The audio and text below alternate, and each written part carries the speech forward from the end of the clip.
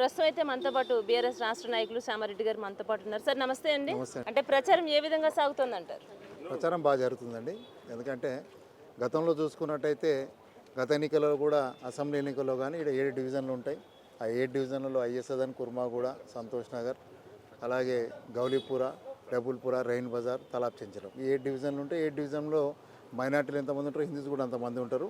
ఖచ్చితంగా బీఆర్ఎస్ వైపు ఖచ్చితంగా అందరూ కూడా చూస్తారు. ఎందుకంటే గతంలో ముఖ్యమంత్రి కేసీఆర్ గారు ఏదైతే పథకాలు పెట్టిరో ఆ పథకాలన్నీ కూడా అట్రాక్ట్ అయ్యి ఖచ్చితంగా ఈసారి బీఆర్ఎస్ పార్టీ అభ్యర్థికి ఎంపీగా ఈసారి అవకాశం ఇస్తారు. అంటే ఎన్నో పథకాలు పెట్టినప్పటికీ కూడా ప్రజలు ఆ పథకాలను అందుకున్నా కూడా ఎందుకని ఈసారి మరి ఓడించలేకపోయారంటారు? అంటే అసెంబ్లీ ఎలక్షన్లో ఒకసారి కొన్ని పొరపాట్లు జరిగినాయి, అప్పుడు అయిపోయింది. కానీ ప్రజలందరికీ ఇప్పుడు 100 రోజుల్లో తెలిసిపోయింది వచ్చిన పార్టీ ఏం చేస్తుంది, కాంగ్రెస్ పార్టీ ఏం పథకాలు ఇచ్చింది, ఇప్పటివరకు ఎన్ని అమలు చేసింది అనేది ప్రజలందరూ గమనిస్తారు. ఇప్పుడు మేము ప్రచారం పోయినట్టయితే మీరు జిల్లాలో కూడా మేము తిరగడం జరిగింది గత 10 రోజుల నుంచి కూడా. ఎక్కడ పోయినా ఎవరు కూడా ఏమంటారు, కేసీఆర్ గారే ఉన్నప్పుడే మంచిగా ఉండే, ఇప్పుడు వచ్చిన ఎవరైతే ముఖ్యమంత్రి ఉన్నాడో మాకు కాంగ్రెస్ పార్టీ కానీ ఎటువంటి పథకాలు ఇవ్వలేదు. బీజేపీ అయితే ఇట్లా లెక్కలో కూడా లేదు. ఎందుకు లెక్కలో లేదంటే బీజేపీ పార్టీ మంత్రులు ఎంతోమంది చాలామంది ఉన్నారు, కానీ ఎప్పుడు ఏ మంత్రి హైదరాబాద్కి ఒక రూపాయి తీసుకొచ్చి పెట్టింది లేదు, ఏది డెవలప్ చేసింది లేదు. కాకపోతే ఒక 2 విషయాలు వస్తుంది, తెలుగులు తుర్కోలు అనే 2 అంటే మతాన్ని గురించి మాట్లాడు తప్ప మేబీ డెవలప్ చేసినామని ఎవరు కూడా మాట్లాడరు. వాళ్ళకి అవకాశం కూడా లేదు ఇక్కడ.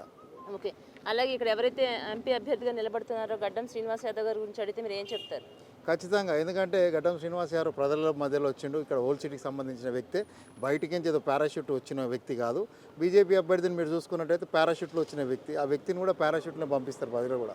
ఎందుకంటే ప్రజలలో ఎవరైతే ఉన్నారో వాళ్ళకే అవకాశం ఇస్తారు, వాళ్ళకే ఓటేస్తారు. ప్రజలు కూడా చాలా తెలివి కల్లోళ్ళు ఆలోచించి ఈసారి ఖచ్చితంగా బీఆర్ఎస్ పార్టీకి ఓటేస్తారు. అంటే ఇప్పుడు ఎంత మెజార్టీతో గెలబోతుంది బీఆర్ఎస్ పార్టీ? ఒకటండి, మెజారిటీ కాదు, ఒక్కోటితో గెలిపినా గెలిపే ఎప్పుడు కూడా. అంటే మేము ఇప్పుడు అది లెక్కలో పెట్టుకుంటాం. ఇప్పుడు కూడా మెజారిటీ అనేది మనం కొట్లాడి ఎప్పటి నుంచో ఫీల్డ్లో ఉన్న వాళ్ళం కాదు, అందరు ఫీల్డ్లో ఉండి ఎప్పటి నుంచో కొట్లాడుతున్న వాళ్ళు ఉన్నారు.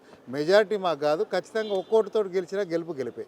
అంటే మీ సపోర్ట్ ఏ విధంగా ఉండబోతోంది? ఖచ్చితంగా యాకత్పుర కాన్స్టిట్యున్సీ ఇన్ఛార్జిగా నా సతీమణి కార్పొరేటర్గా, అలాగే మైలకోల్ మహేందర్ యాదవ్ గారు సతీమణి కూడా కార్పొరేటర్గా ఇవ్వడం, అలాగే సాయిబాబా గారు పేరు నరసింహరావు డివిజన్ ప్రెసిడెంట్లు అందరూ కూడా మేమే అభ్యర్థి అని తిరిగే వాళ్ళ వ్యక్తులు ఇక్కడ ఉన్నారు ఓల్డ్ సిటీలో. ఏంటంటే ఏదో పేడ్ ఆర్టికల్గా వచ్చినట్టు ఇంతకుముందు గడ్డం శ్రీనివాస్ యాదవ్ గారు చెప్పినట్టు బీజేపీ అభ్యర్థి పేడ్ ఆర్టికల్గా హైదరాబాద్కి వచ్చింది.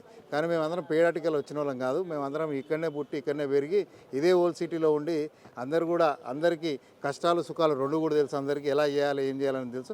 ఖచ్చితంగా ఈసారి బీఆర్ఎస్కి అవకాశం 100% ఉంటుంది. ఫైనల్గా చెప్పండి, ఇక్కడ హైదరాబాద్ ప్రజలకు ఎందుకు ఓటు వేయాలంటే మీరు ఏం చెప్తారు? డెవలప్మెంట్ చూడండి, హైదరాబాద్ సిటీ ఎలా ఉంది చూడండి, హైదరాబాద్ చుట్టుపక్కల ఎన్ని ఫ్లైఓవర్లు అయినా చూడండి, కేటీఆర్ గారు ఏం చేసి చూడండి, కేసీఆర్ గారు ఏం చేసి చూడండి, సరిపోద్ది. Okay, all the best. Thank you.